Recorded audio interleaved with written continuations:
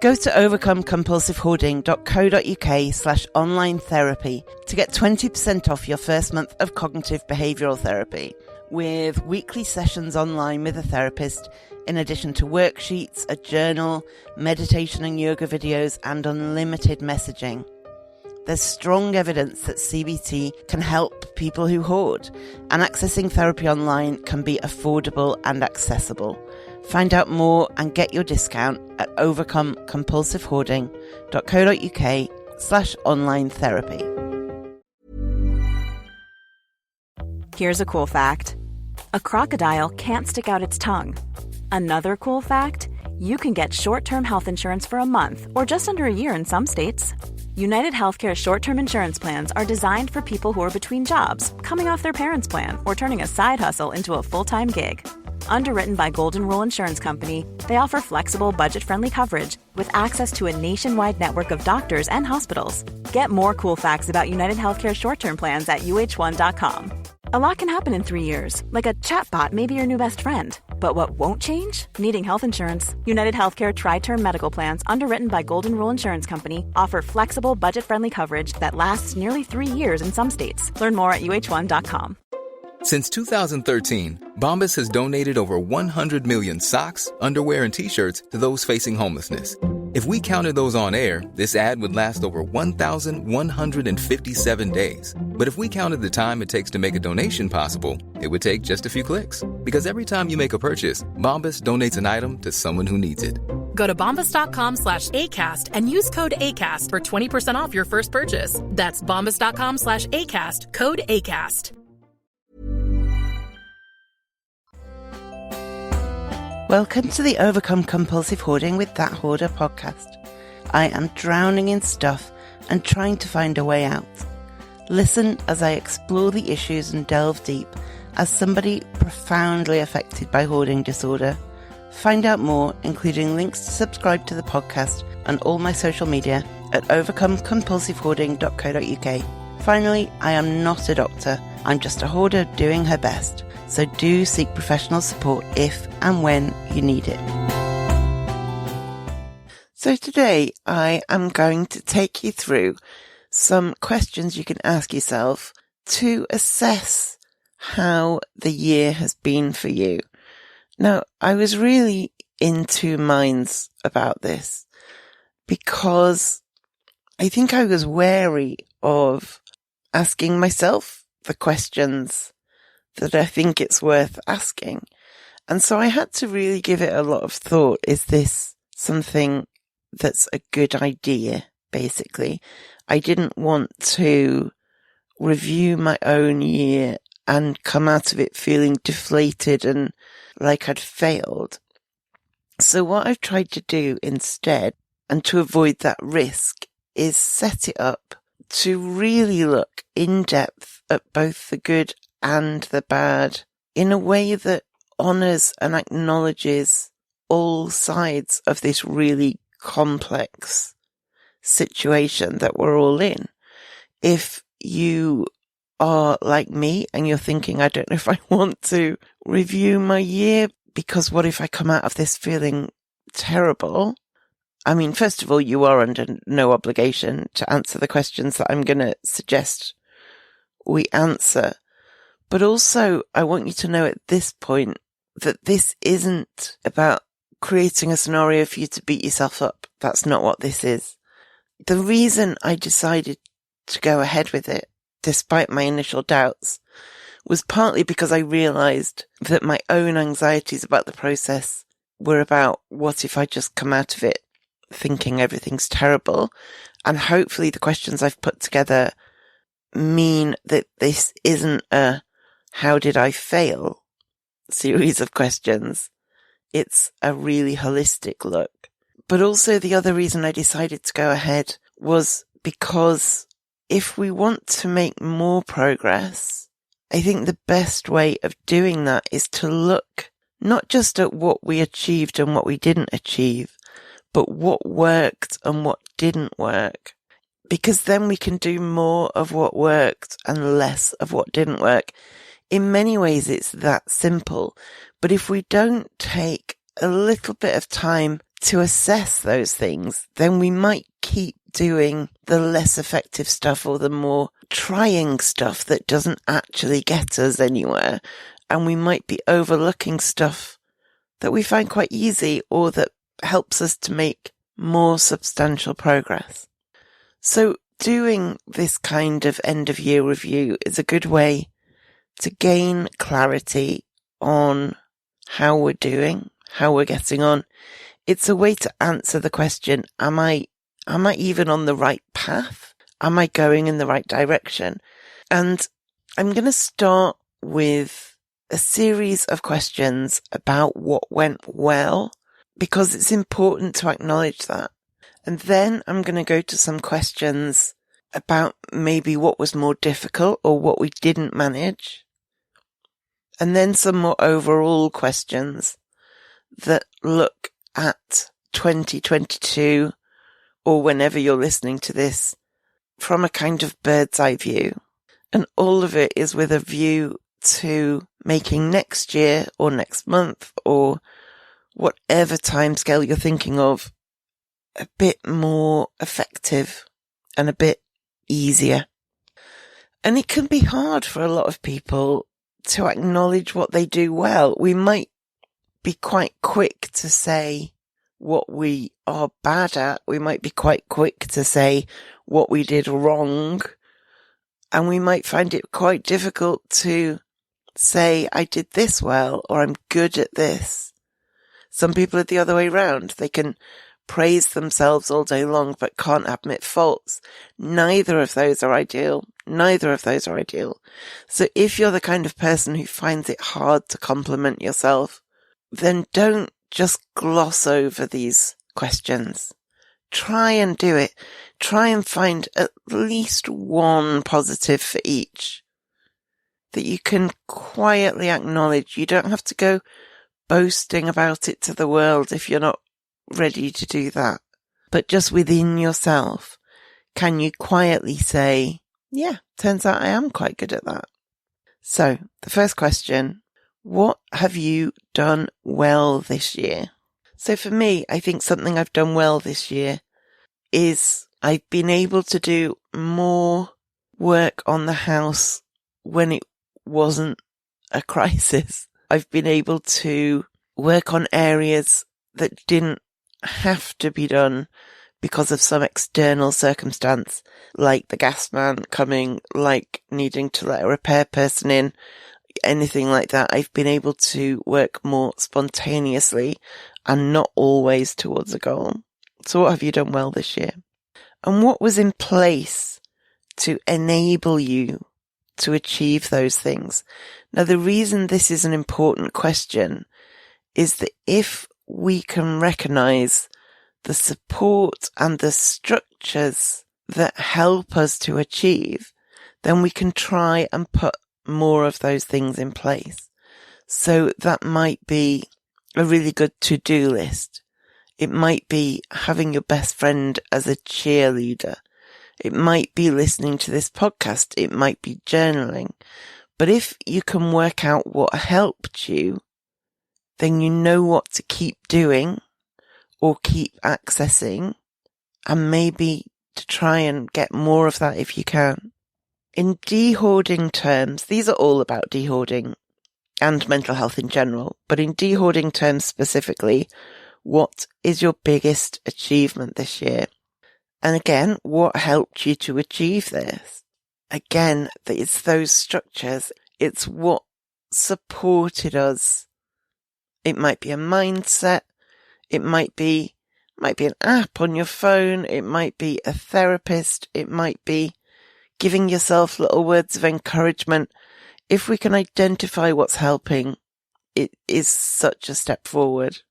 And who are your biggest cheerleaders? Because we need that. Even if it's virtual, it doesn't have to be real life people. My real life people, as you all know, don't know I'm not open about hoarding with real life people, but I have cheerleaders online, which is amazing. Thanks to you. And also I'm becoming more able to be my own cheerleader which is a powerful thing. Another important question, what obstacles have you overcome? I think for me, a lot of that is the obstacles that my own head puts in front of me. It's that difficult series of thoughts that just paralyze me. I can fully intend to dehoard and then a trick of my brain stops me, and I think that's my biggest obstacle. But I think in terms of the biggest obstacles I've overcome, it's definitely learning how to address that. It's that kind of, rather than just saying, I can't do that, questioning that, probing it a bit. Why can't I do it? What's so difficult? What makes it feel impossible? Because when I start asking myself those questions, I learn a lot about myself, but I also often realize that the thing that's getting in my way isn't actually that difficult, but because I have a lifetime of shutting down, I can't do that, shut down. I never looked any closer. I just didn't know that these were overcomable obstacles because I didn't identify the obstacles. My brain just said, nope, and I stopped. Whereas now my brain says, nope, and I say, what specifically is wrong?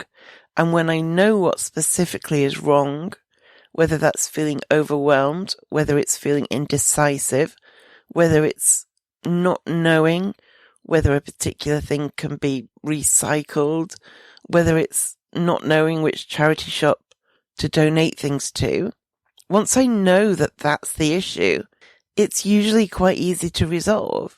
Can this battery be recycled? I can Google it and then carry back on with my process. Whereas before I would just go, no, I don't know what to do, and stop. And so when my brain says this is impossible, that's my big obstacle, and I'm learning to overcome it. And I think the biggest obstacle I've overcome this year is just stopping at nope, because now I don't stop at nope. My brain says nope, and I say, why? What? And if my brain says overwhelm, then I go, okay, I have strategies for overwhelm. Or if my brain says I can't cope with this specific pile because I fear something difficult's going to come up, then I can move to a different pile. And if my brain says today's nope is that I'm just really, really tired and I don't know if I can make difficult decisions, then I can choose an area of my home that I know will be less fraught.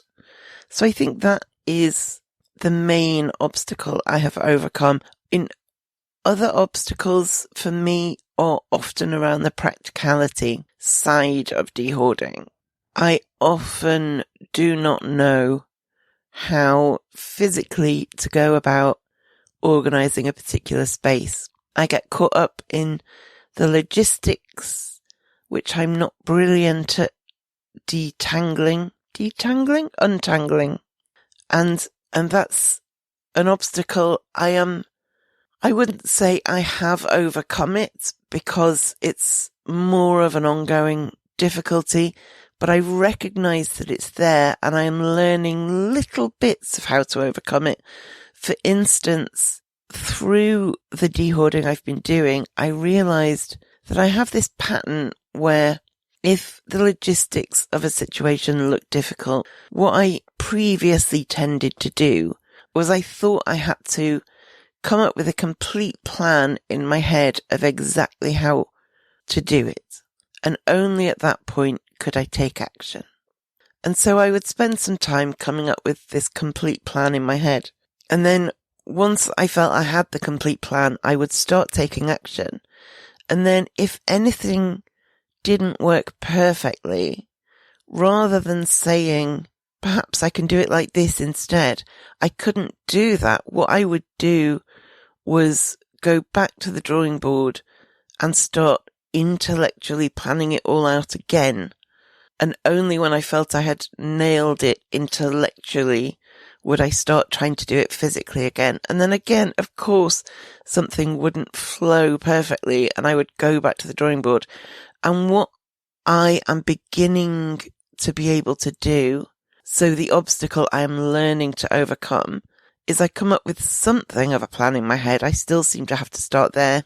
But then once I start the practical side of it, if something isn't working quite right, then rather than writing off the entire thing and starting again, I am learning to adapt and change as I go. So I don't have to write off the entire plan. I can shift and adapt the specific bits of the plan that aren't working.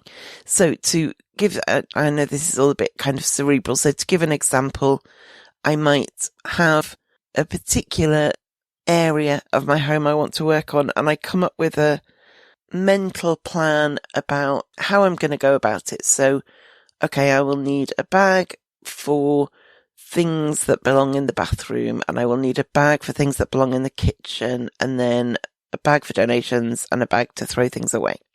And so I might start out with that plan and I would get all those bags. And then once I get going, I realize that actually I don't really need a bag for things that go in the kitchen because there aren't things that belong in the kitchen in this spot of my home.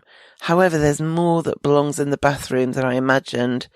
And I actually need a bag for things I'm going to keep. And so it's not quite as I imagined it. So I'm learning and trying to not go, I have planned this all wrong. This is a disaster. I'd better rethink, and instead go, okay, I don't need a bag for the kitchen. So I can just remove that from the scenario, or I can redeploy that bag so that instead of it being for things that belong in the kitchen, it's actually for extra bathroom things. For instance, that's not an amazing example, but it's that kind of thing that I'm learning to say, this isn't quite working. I don't have to A, start again from scratch, or B, carry on with the thing that isn't quite working just because that's how I planned it and that's how things should be. So I would say they're my two main obstacles I have overcome, or I'm in the process of overcoming this year. Nothing is, completely resolved and 100% perfect, nor does it have to be. And then my final question in this block is, what did you find easier than you expected? Sometimes it's a really surprising process, de-hoarding. In so many ways, there are bits that you think are going to be really straightforward and they're not. But the opposite side of that coin is there are bits that you think are going to be so impossible and actually go really smoothly. And it's good to make an effort to acknowledge those and to just look at them and say, okay, I was pleasantly surprised when I tackled that particular bit of my home, or I was pleasantly surprised by how well I was able to stick to the task. Something like that, because a lot of us have the kind of brains that remember the negative stuff and also remember the bits that were harder than we expected, and then use that as evidence that de-hoarding is just too hard and we should stop trying. But if we apply that same kind of generalizing one experience and applying it to everything, what if we say, well, that bit was easier than I expected, therefore de-hoarding as a whole is easier than I might think? Sometimes we're generalizing the wrong things. So yeah, what was easier than you anticipated? Now, the next set of questions is the more negative side of the year in review. And the reason behind these questions is not to make you feel bad. It's not to make you focus on what went wrong. It's not to make you preoccupied with your failure, in inverted commas. The reason it's important to look at the bits that didn't go as well is so that we can learn from them. Not just in an intellectual way, but in quite an application way. If we can learn about what didn't quite work for us or what we found difficult, that can inform what we do going forward in terms of making this difficult process easier. And we don't do toxic positivity on this podcast. It's not allowed.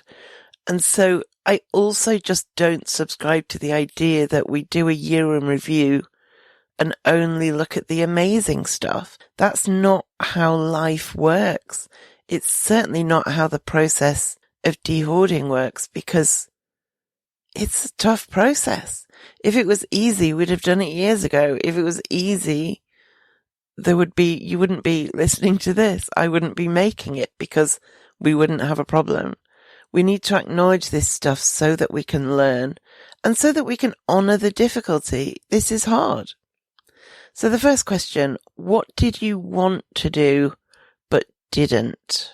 And that might be, say, an intention you set early in the year. This year I want to achieve this. Or it may be a very day-to-day thing, like what I wanted to do but didn't was do 20 minutes a day of putting things in rubbish bags. For me, what I wanted to do but didn't was make bigger progress. I definitely made progress over the year, but I wanted it to be more dramatic. I wanted it to be more noticeable. I wanted to feel more like I had something to show for it. And that's been difficult because there is something really validating about being able to see dramatic progress. And I've had moments of that. I've had examples of that. But the overall picture, I wish my house looked remarkably different to how it did on January the 1st, 2022. And it doesn't. And that's what I wanted to do, but didn't. So the next question is, what made it hard to achieve it? And I think looking at that honestly gives us the potential to create tools to go into 2023 a bit more equipped. And some of what made it hard to achieve what you wanted to achieve can be psychological. Some of it can be practical. It may be that you got COVID and then you got long COVID and you haven't had the energy. It may be that your partner left you and you've been devastated and couldn't really care about the house. It may be that you got a different job and you spend more time commuting and you're just not home that much. It may be that you feel defeated and haven't really tried. It may be that you don't feel ready to de-hoard yet. There's all kinds of potential reasons that made it hard to achieve what you wanted to achieve. And if we can spot what those are, we can start looking at what we could change about it. You have to see what the problem is to really effectively address it, I think. The next question is, what have you found hardest this year? I'm going to put all these questions in the show notes at overcomecompulsivehoarding.co.uk so that if you want to, say, write them down and use them as journaling prompts, you can do that. Or if you just want a bit more time to think about them, or you want to come back to them in a few days, something like that. But what have you found hardest this year? And then what did you find harder than expected? This is obviously the opposite of the what did you find easier than you expected question. But there might have been tasks that you thought, oh, I've got this. I'll be fine with this one. And you weren't. And if you recognize what those were, you might be able to work out if there are themes, are there patterns. Maybe you found just Monday mornings hardest. What does that tell you about your life? Whatever the answer is can help you to just adapt things a bit and see whether going forward you can do things a bit differently. Here's a cool fact. A crocodile can't stick out its tongue. Another cool fact, you can get short-term health insurance for a month or just under a year in some states. United Healthcare short-term insurance plans are designed for people who are between jobs, coming off their parents' plan, or turning a side hustle into a full-time gig. Underwritten by Golden Rule Insurance Company, they offer flexible, budget-friendly coverage with access to a nationwide network of doctors and hospitals. Get more cool facts about United Healthcare short-term plans at uh1.com. Think of all the sleep hacks you've ever heard. You could spend years trying them all, or you could instantly transform your sleep with Bowl & Branch. They make the softest, most breathable bedding you'll ever feel. And it's all 20% off. That's their best sale of the entire season. Millions of sleepers love their buttery soft sheets, airy blankets, cloud-like duvets, and so much more. And you can try all of them for 20% off with promo code BUTTERY20. So hurry to bowlandbranch.com today. That's BOLL and branch.com. See site for details. What have your biggest distractions been? I think a lot of hoarders are quite prone to distraction, whether that is opening up Instagram, whether it's you can't stop yourself from reading every book that you find, whatever it is. I think a lot of hoarders, there's a lot of kind of parallels with ADHD and executive dysfunction and all of those things, and distraction can be a big obstacle for a lot of people. And if you know what your biggest distractions are, if it's Instagram, could putting your phone at the other end of the room help? Could putting it on airplane mode help? Could removing the Instagram app from your phone help? If it is that you get absorbed in things you find in your hoard, can you set parameters around that? Like, okay, if I find a book that looks interesting, I have a specific place for it to go so that I read it next. And I have an agreement with myself.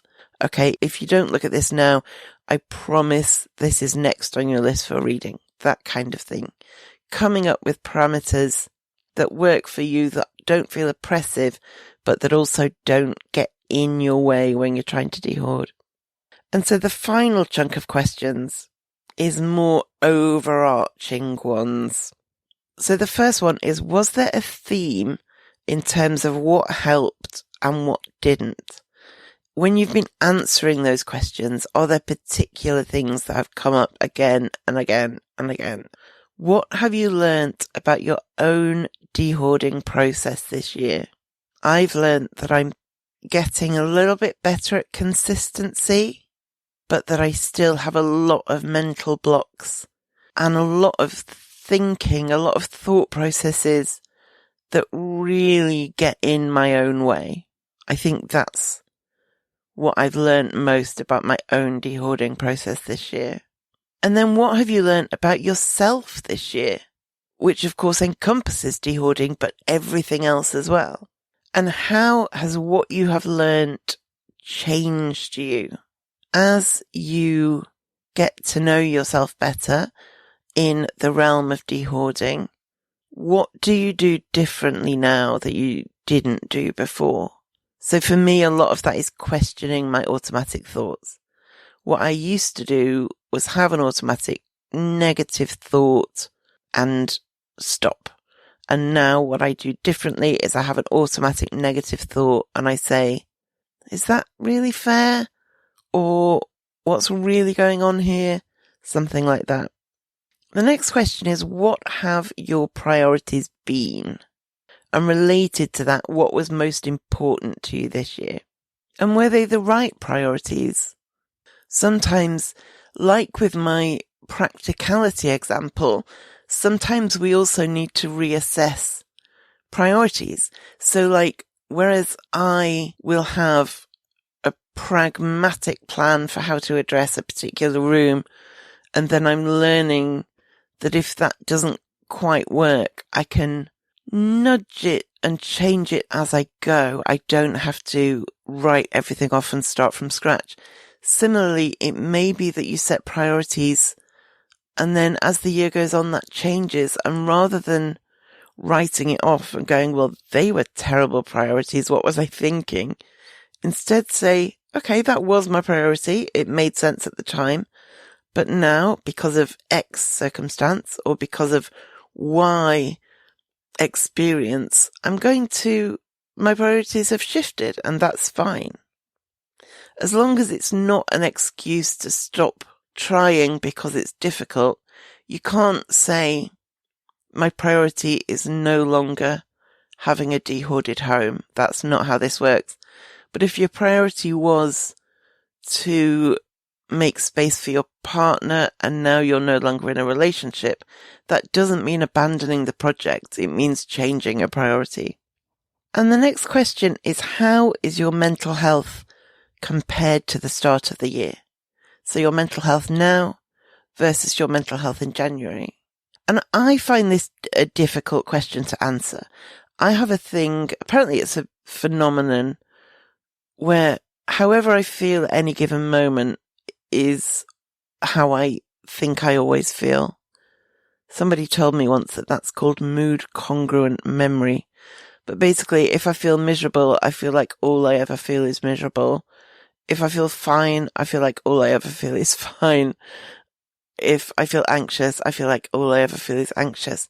And so I find it really hard to look back at January and remember how I actually felt. This is where something like a journal would help, because I could look back over it and say, okay, in January I felt quite miserable. In February I felt quite cheerful, that kind of thing. But for me, that's a difficult question to answer, but it may be a question that you are able to answer. So, how is your mental health compared to the start of the year? And then the next question is, how is the state of your home compared to the start of the year? And I would say mine is improved, but with a long way to still go. The next question is, are you moving in the right direction? Are things in your home getting better rather than worse, even if it's incrementally, even if it's on a small scale?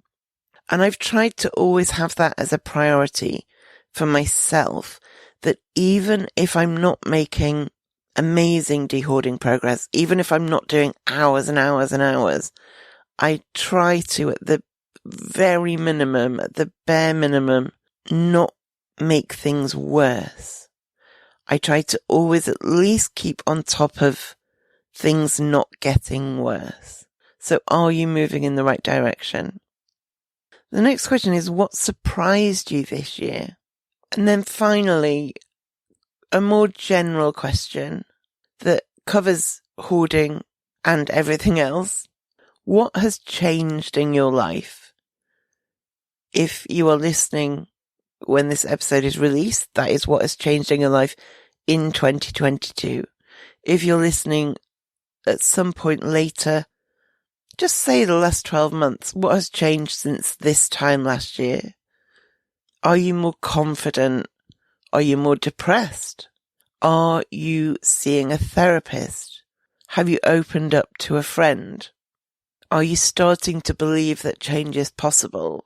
Are you backsliding after initially making progress? Are you acquiring more or less? Are you donating more or less? Do you feel more equipped to tackle your hoard? All of these are encompassed in what has changed this year. Now, I know some of those are really big questions, and it's the kind of series of questions that you don't necessarily answer all in one go. It might be the kind of questions that you write out by hand and come back to over a series of days or weeks, and that's fine. But I think this kind of reflection, the reason I think it's important to do, is not so much a mental health reason, though it has benefits there. The reason I think it's important in the context of hoarding is because it's only by assessing these things as objectively as we can that we can identify what works and we can identify what doesn't work. Because of course what works for me may not work for you. I can't come on and say, hey everybody, this specific thing is the answer. it's far more complex than that. So looking in depth at your own experience over the last year is a really good way of saying, I'm actually quite good at this bit.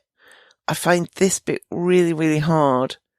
I find that these things trip me up and get in my way, whereas I find that these things help me on my way. And by really honestly stepping back and assessing how we've got on, we can hopefully go into 2023 with more skills and tools and more confidence that we know a little bit what we're doing. I've been thinking about how many of us have to keep our hoarding secret. I will get to the top tip of the week in a sec, but just for a moment, let's talk secrets. I certainly keep my hoarding secret, and I've been wondering about the effect that these secrets and the shame have on us and our mental health. I'm thinking of doing an episode about the secrets we keep about our hoarding. And if you feel comfortable, I want to hear your hoarding secrets. I've created a form where you can submit your secrets anonymously. I will not know who sends what. If you want to tell me your secret for a potential future episode, go to overcomecompulsivehoarding.co.uk/secret. That's overcomecompulsivehoarding.co.uk/secret. Now back to your top tip. Now this week's top tip is related to the whole episode. I don't always do that. I sometimes like having a completely random, unrelated top tip, but this one seemed particularly relevant. And so it is a clip from the Marie Forleo podcast, which I will link to in the show notes. And with all the questions we've just looked at in mind, have a listen to this prompt, really. Who will you have to become in order to make this goal or this project a reality? So in other words, what habits or skills or character traits will you need to develop in order to make this thing come to life? And big hint here, any project or goal that stretches you, that requires you to grow, is always going to be more rewarding than ones that don't. So equipped with what you've learned about yourself, with the questions in this episode, what do you know, having done that end of year review, about the person you need to be to either keep making progress or start making progress? Okay, thank you for listening, and I will speak to you next time. Thank you for listening to the Overcome Compulsive Hoarding podcast. You can find more online at overcomecompulsivehoarding.co.uk. You can find me on Twitter at @thathoarder and on Facebook at Overcome Compulsive Hoarding with That Hoarder. To find out more about how you can support this podcast and the overall project, go to overcomecompulsivehoarding.co.uk/support and do subscribe to this podcast so you make sure you don't miss any future episodes.